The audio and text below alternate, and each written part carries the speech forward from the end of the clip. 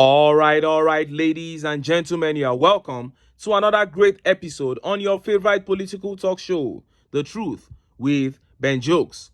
Now, one of the reasons we keep telling the masses of this country to unite and save themselves is because many of the traditional and religious leaders they look up to stand for them before the government are receiving huge sums of money from these guys in power. So they can't even mediate properly. The people, north, south, east, and west, are completely on their own. The Sultan of Sokoto is the chairman of the National Council of Traditional Rulers in Nigeria. This is a man who, under normal circumstances, should see and understand the pains of the average people in this country, especially northerners, whose region have become a den of kidnappers and a fountain of hunger. The 8 years of Buhari plus this last 11 months, northern Nigeria has become the world's embassy of chaos and poverty. School children are being kidnapped at will. Peace is totally lost. One would think that a traditional leader like the Sultan of Sokoto would be on the federal government's neck for results.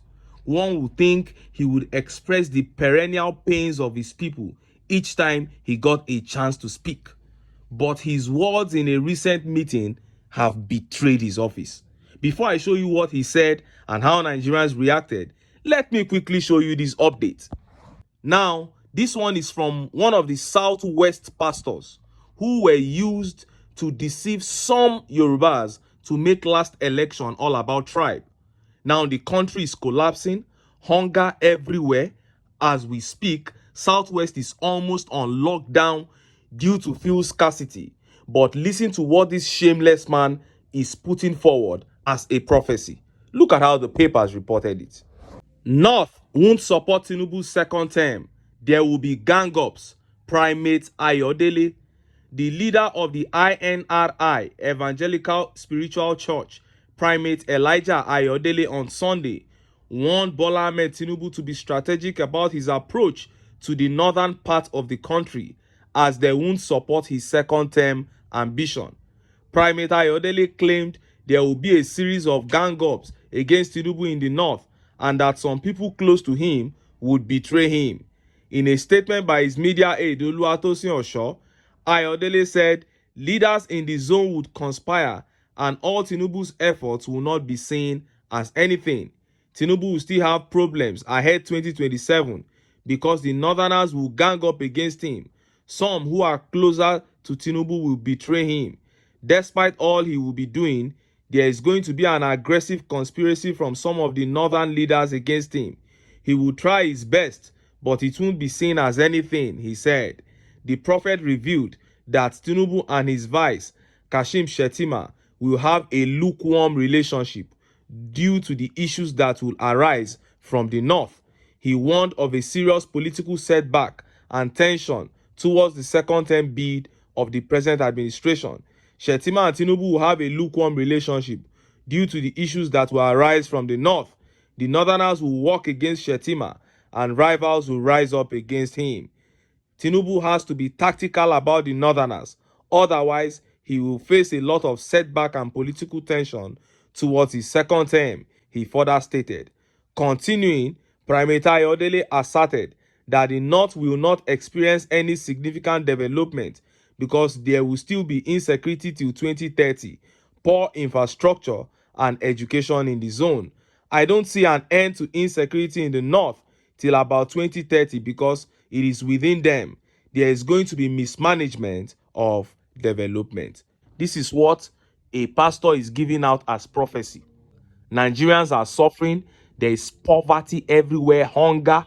Children are dropping out of school. The power sector has collapsed. Fuel queues everywhere. But this is what you are dishing out as prophecy after you told the people that this is their Messiah, that this is the person that is coming to liberate them, that God has raised a Yoruba man because you are a Yoruba pastor. You now deceive the Yorubas. Now that things have gone awry, you are coming out to talk about second term. with the present state of the country. This is why we are telling the people, you have to look away from men like this. It is obvious that this man has been paid. And Adewale Damilare here says, the question is, does Tinubu deserve a second term based on his performance so far, using the turbulent economy and uneasiness of lives as a case study? That is it. He clearly does not, but these guys don't care about the people's situation. He has been paid to do a job, and that is what he is doing.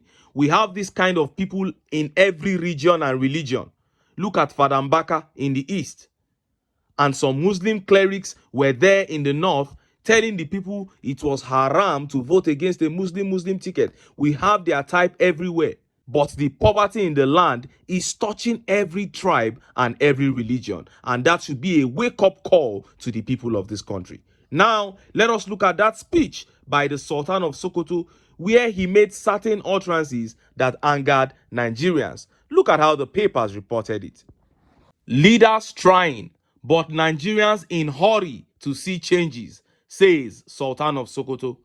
Muhammad Saad Abubakar, Sultan of Sokoto and chairman of the National Council of Traditional Rulers, has urged Nigerians to prioritize the country's unity and continue to work towards ensuring it remains one indivisible entity.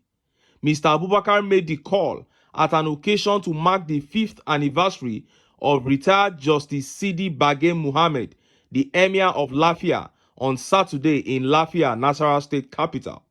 According to the Sultan, every country has problems, and secession is not the solution to the challenges confronting the nation. He also called on Nigerians to always pray for their leaders' success, as they were human beings who needed support and prayers. We know that our leaders are trying, but the people are in a hurry to see positive changes that will renew their hopes for a better Nigeria, he added. You heard him. First of all, he said Nigerians should pray for leaders, a counsel that citizens are tired of hearing. But where he totally got the people angry was where he said, we know that our leaders are trying, but the people are in a hurry to see results. So it is the people who are impatient now. Even today, there has been a bandit attack in Sokoto, the state that he's from.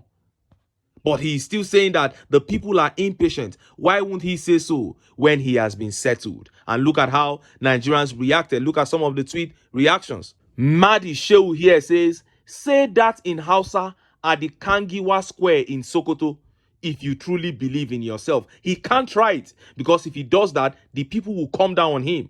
And Chuka replied, he said, not only in Hausa, Fufude as well, gaslighters. You wonder to what extent he has been gratified for that statement. He has been gratified. He has collected his own share. That is why he's trying to pacify the people, even judging the people, saying they are impatient. And Khalifa here says he is part of them. That is why he thinks either way. Allah Yaisa Sakanin Mudasu, he said, God will judge between we and them. May he curse them in this dunya and lahira. Well, it is not only about curses, Khalifa. The people can liberate themselves if they will put sentiments aside and unite. And Junior here says, and yet a video is circulating where full-blooded men in Sokoto are begging for urgent 2K. I better get that video. And Felix Olushola Bayomi says, the leaders have been trying since 1960. Even if they are moving at the speed of a snail, they should have tried by now. That is it. They are not trying. They are intentionally punishing the people. And this tweet here says, once they enter Aso Rock and come out with Ghana must go, they will open their mouth and say any rubbish just to please the corrupt leadership. In what way are the leaders trying? And how long should Nigerians wait? Nigerians have waited 64 years. Meanwhile, and this tweet here says, there is no convincing evidence from the body language of any political leadership that the self-inflicted hardship is of concern, not to imagine any effort of trying. They are beguiling religious leaders for endorsement for themselves, their families, tribesmen, in-laws, and pockets. That is the simple truth. And Mayomi here says, we cannot blame you because free money is entering your pocket every month.